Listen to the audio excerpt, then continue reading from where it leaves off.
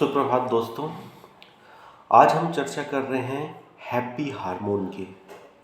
सुनने में आपको ऐसा लगता होगा कि कोई हार्मोन्स हैं जो हमें हैप्पी करते हैं, तो लगभग लगभग यह बिल्कुल सही है। हमारे शरीर की जितनी भी एक्टिविटी हैं, जितनी भी क्रियाएं होती हैं, हमारे इमोशंस होते हैं, ये सब हार्मोन के द्वारा नियंत्रित होते हैं। हार्मोन्स एक ऐसे केमिकल सब्सटेंस हैं जो कि हमारे शरीर में किसी भी प्रक्रिया को शुरुआत करते हैं।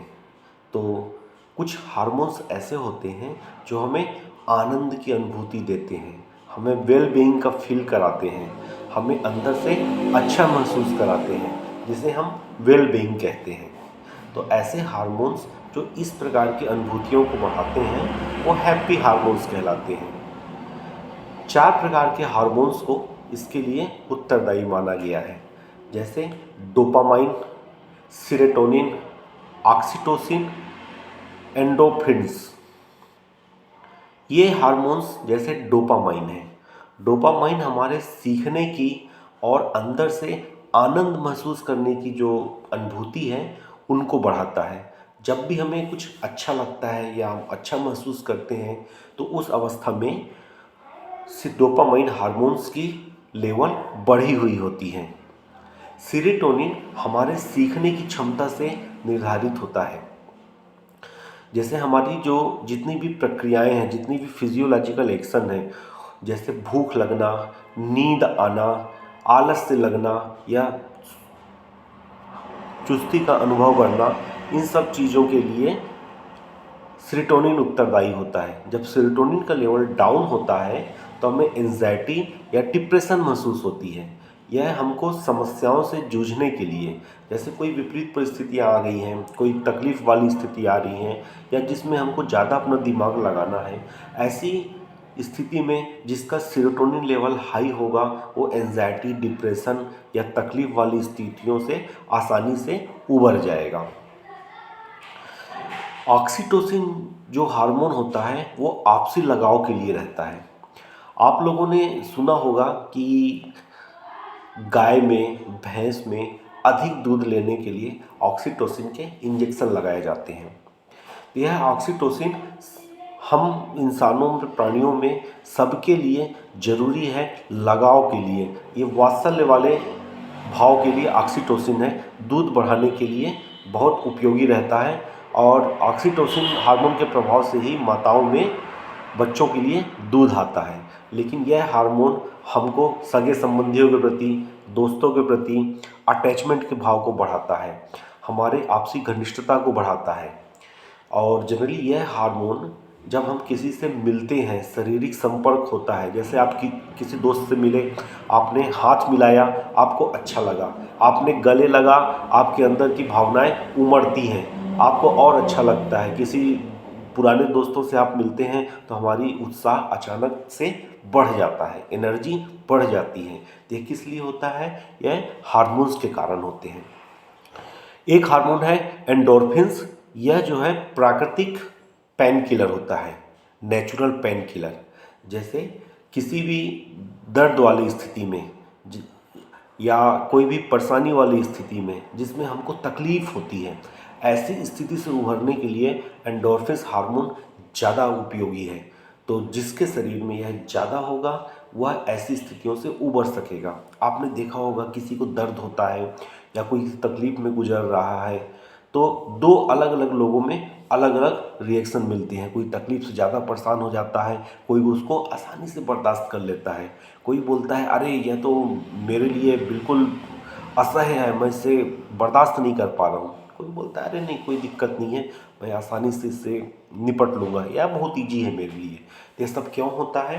ये सब हार्मोन्स के कारण होते हैं। तो सबसे बड़ी हमारे मन में यह विचार आता होगा कि किसी के पास यह हार्मोन्स ज़्यादा हैं, किसी के पास कम है, ऐसा क्यों है? हार्मोन्स तो सभी के शरीर में हैं। तो इसका सबसे सटीक एक्सप्लेनेशन यह हो सकता है कि जब हम पैदा होते हैं, शिशु रूप में रहते हैं, तब हमारा मन जो है, हमारा आत्मा, हमारी मन, हमारी सोच बिल्कुल प्योर रहती है। ना तो किसी के प्रति हमें द्वेष रहता है, ना किसी के प्रति लगाव रहता है, हम प्योर रहते हैं। जो छोटा बच्चा होता है आप देखेंगे वो सबके साथ घुल मिल लेता है, सबके साथ हंसता है। लेकिन जैसे जैसे वो बड़ा होते जाता है, अपने आसपास के माहौल को, अपने घर के वातावरण को, लोगों से मिलने वाले फीडबैक को वह धीरे धीरे कैप्चर करते रहता है। तो इससे उसका नेचर बनता है कि यह बच्चा कैसा होगा। वह अपने आसपास के लोगों को देखता है, उनसे सीखता है, और जैसे जैसे हम बड़े होते जाते हैं हमारे अंदर कई प्रकार की भावनाएं आने लगती हैं। कोई मिलनसार होता है, कोई द्वेष पालता है, किसी को डर लगता है, कोई बाहरी लोगों से मिलने में बहुत अच्छा लगता है, एक्सट्रोवर्ट होता है, कोई इंट्रोवर्ट होता है। ये सब क्वालिटी धीरे धीरे हमारे शरीर में आती है। तो इसी के आधार पे हमारे ब्रेन्स वर्क करना शुरू करते हैं, हमारे इमोशंस बनते हैं। तो जैसा हम सोचते हैं, हम जो करते हैं, उसके आधार पे हमारा ब्रेन रिएक्शन करता है। ब्रेन के रिएक्शन के हिसाब से हमारे हार्मोन्स, हमारी एक्टिविटी नियंत्रित होती हैं। तो आप सोचिए, जिसका दायरा, सामाजिक दायरा, जिसके दोस्त वगैरह ज़्यादा होंगे, उनके पास ऐसे हार्मोन्स ज़्यादा होंगे। क्यों? क्योंकि उनके पास ट्रिगर फैक्टर ज़्यादा होगा। जो अकेले रहता है, जो शांत रहता है, लोगों से कम मिलता जुलता है, उसके पास ऐसे हार्मोन्स की लेवल डाउन मिल सकते हैं। तो क्या होगा? जिसके पास जितना ज़्यादा ऑप्शंस रहते हैं, ऑप्शंस मतलब आपकी समस्या से निपटने के लिए, आपको पढ़ाई में हेल्प करने के लिए, जॉब में हेल्प करने के लिए, या कोई भी काम में हेल्प करने के लिए, या कुछ सोचने के लिए, कुछ सलाह देने के लिए, जितने ज़्यादा ऑप्शन आपके पास होंगे उतने ज़्यादा आपको अच्छा महसूस होगा। आपको अच्छा महसूस हो रहा है मतलब ये हार्मोन्स आपके ज़्यादा हैं। ऐसा नहीं है कि ये हार्मोन्स कम या ज़्यादा होते हैं तब आपको अच्छा या बुरा लगता है या आप डिप्रेशन में जाते हैं। यह रिजल्ट है। जब आप डिप्रेशन में है, एंजाइटी में है, हम चेक करेंगे तो ये न्यूरोट्रांसमीटर, ये हार्मोन आपको डाउन अवस्था में मिलेंगे। और जब आप अच्छा महसूस करते हैं तो यह बढ़े हुए लेवल पे मिलता है, इसलिए इनको हैप्पी हार्मोन्स कहा गया है। तो आप इसे एक इंडिकेटर मान सकते हैं। लेकिन इनके कम ज़्यादा होने के कारण आपको परेशानी हो रही है, ऐसा नहीं है। जब हम हमारे जो एक्टिविटी है, जो क्रियाएं हैं, उसके आधार पे इनका लेवल निर्धारित होता है और हमको अनुभूति होती है।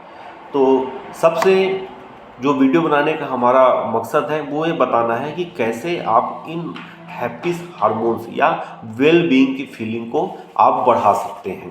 तो जाहिर बात है, इसके लिए हमें हमारी एक्टिविटी, लाइफ स्टाइल, खाने पीने पे ध्यान देने की ज़रूरत है। जिनकी लाइफ स्टाइल सिस्टमेटिक रहती है, रेस्ट्रिक्शंस कम रहते हैं, खाना पीना उनका बेहतर रहता है, उनके शरीर की सारी प्रक्रियाएं बढ़िया होती हैं। लोगों से लगाव, लोगों से मिलते जुलते रहना, परिवार में अच्छे से सबसे बात करना, किसी भी चीज़ों को ज़्यादा दिल में ना लगाना, ज़्यादा एक्सपेक्टेशन ना रखना, अच्छी म्यूज़िक सुनना, मूवी देखना, घूमना फिरना, दोस्तों के साथ एंजॉय करना, फैमिली के साथ क्वालिटी टाइम स्पेंड करना, ये सब चीज़ें हैं जो आपके हैप्पी हार्मोन्स के लेवल को बढ़ा सकती हैं। कौन आदमी किस स्थिति से संतुष्ट होता है, यह उसका थ्रेशोल्ड लेवल है। तो जिस आदमी का थ्रेशोल्ड लेवल जितना ज़्यादा हाई होगा, उसका उतना ज़्यादा एक्सपेक्टेशन होगा। जितना ज़्यादा एक्सपेक्टेशन होती है उतना ज़्यादा उसके लिए प्रॉब्लम आ सकती है। अगर उसके एक्सपेक्टेशन पूरे नहीं होते तो वह फिर एंजाइटी या डिप्रेशन में या अच्छा ना लगने की स्थिति में जा सकता है। इसको सिंपल से एग्जांपल में देखें। मान लीजिए एक बच्चा आया, उस स्कूल में बढ़िया नंबर पाया, 80 से 85% पाया, वो संतुष्ट है। माँ बाप भी उसे अब बोल रहे हैं, हाँ बेटा तुमने बहुत अच्छा किया, बहुत अच्छा आया है, आगे आप और अच्छा करोगे, है ना, ठीक है ऐसे ही करते रहो। तो वह बच्चा संतुष्ट हो गया, खुश हो गया।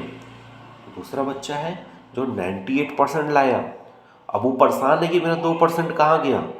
उसके पेरेंट्स भी बोल रहे हैं तुम कैसे पढ़ाई करते हो, 2% तुम्हारा कम हो गया, और अच्छा पढ़े होते तो 100 आ जाता, ऐसा क्यों करते हो, तुमको समझ में नहीं आता है, क्या करते रहते हो दिन भर।